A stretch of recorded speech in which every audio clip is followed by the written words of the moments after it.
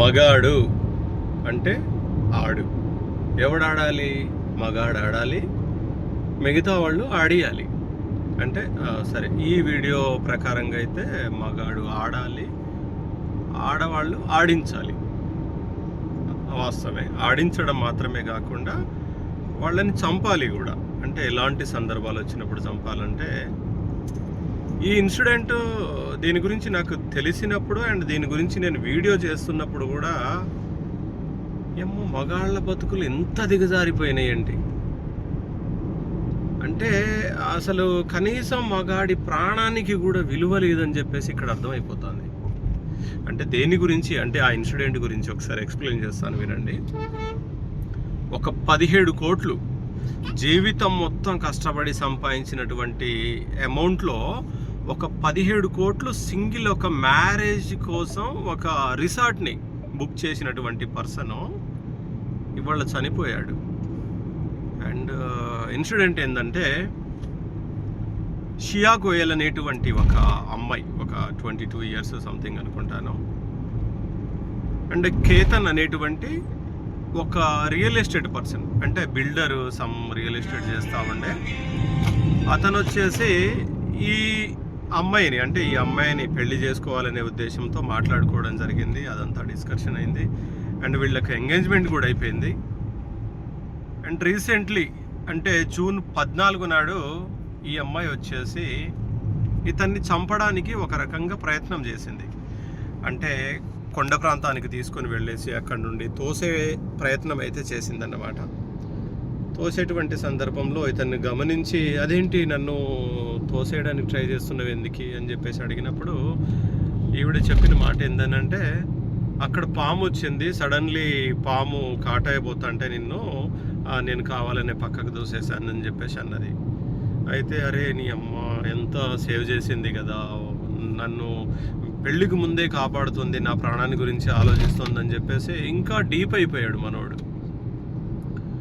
Deep అయిపోయిన తర్వాత recently June 18న ఆ కొండ సరిపోలేదు అండ్ అక్కడ చంపడానికి అవకాశం దొరకలేదని చెప్పేసి ఇంకొక పెద్ద కొండను ఒకటి చూస్ చేసుకొని అక్కడికి తీసుకెళ్ళేసి జూన్ 18న, అంటే ఆ రోజు తన బర్త్డేకి రా అని చెప్పేసి పిలిచి ఆ కొండ మీద నుండి కిందకి తోసేసి చంపేసిందన్నమాట.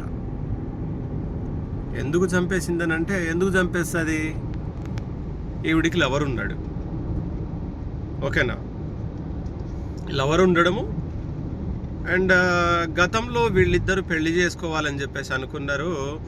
మేబీ అది కుదరలేదు, కానీ సడన్లీ ఈ అమ్మాయికి ఇతనితో ఎంగేజ్మెంట్ అయిపోయింది అండ్ అంతా అయిపోయింది. రేపు మాపు పెళ్ళి, ఇంకొక 5 డేస్లో పెళ్ళి అన్నమాట వీళ్ళది.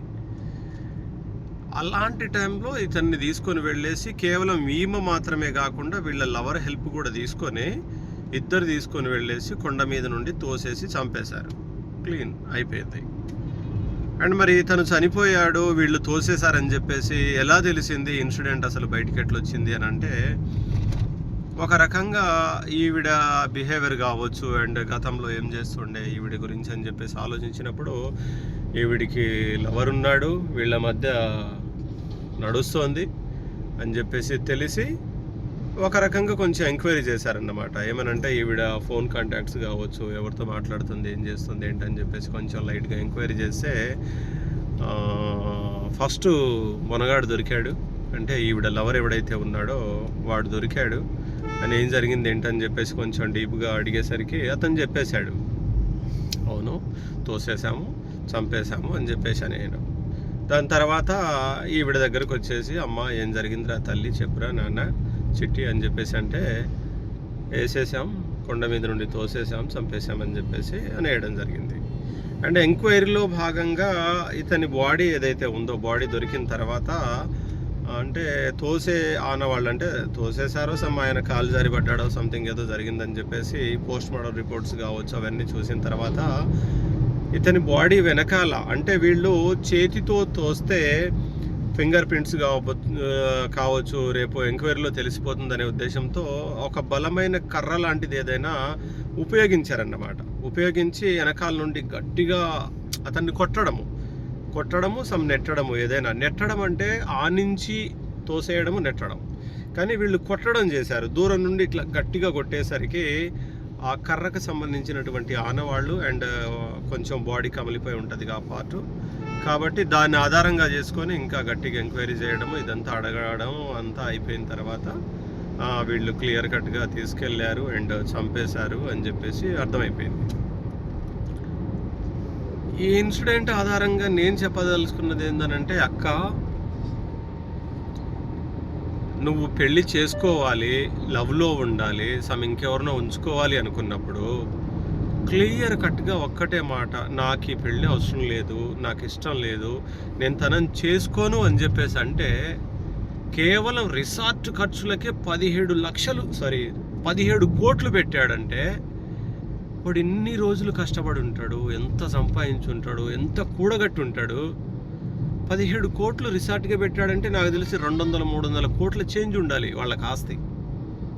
మరి అంత ఆస్తి ఉండి, అంత సంపాదించి, అంత ఎఫర్ట్ పెట్టినటువంటి పేరెంట్స్కి ఇవాళ కొడుకు లేకుండా పోయాడు. ఆస్తి అనుభవించడానికి కొడుకు లేడు, చూసుకోవడానికి లేడు, ఏం లేదు కదా ఇప్పుడు. అంటే కేవలం నీ ఎంజాయ్మెంట్ కోసం, కేవలం నువ్వు సుఖపడడం కోసం, కేవలం నువ్వు ఇష్టంగా అనుకునేటువంటి ఆ లవర్తో ఉండడం కోసం, నువ్వు కులకడం కోసం అభం శుభం తెలియనటువంటి ఒకడిని తీసుకొని వెళ్ళేసి కొండ మీద నుండి తోసి చంపేసి నువ్వు పెళ్లి చేసుకొని వాడితో సుఖపడదాం అనుకున్నావే. కేవలం నీ సుఖం మాత్రమే కనబడుతుందా ఇక్కడ? ఇంకొకడు వాడు మనిషే, వాడికి పేరెంట్స్ ఉంటారు, వాడికి కలలు ఉంటాయి, భవిష్యత్తులో పెళ్లి చేసుకోవాలి, వైఫ్తో ఉండాలి, హ్యాపీగా ఉండాలి, సుఖపడాలి, పిల్లల్ని కనాలి, వాళ్ళ భవిష్యత్తు ఏంటని చెప్పేసి ఎంత ప్లాన్ చేసుకొని ఉంటాడు.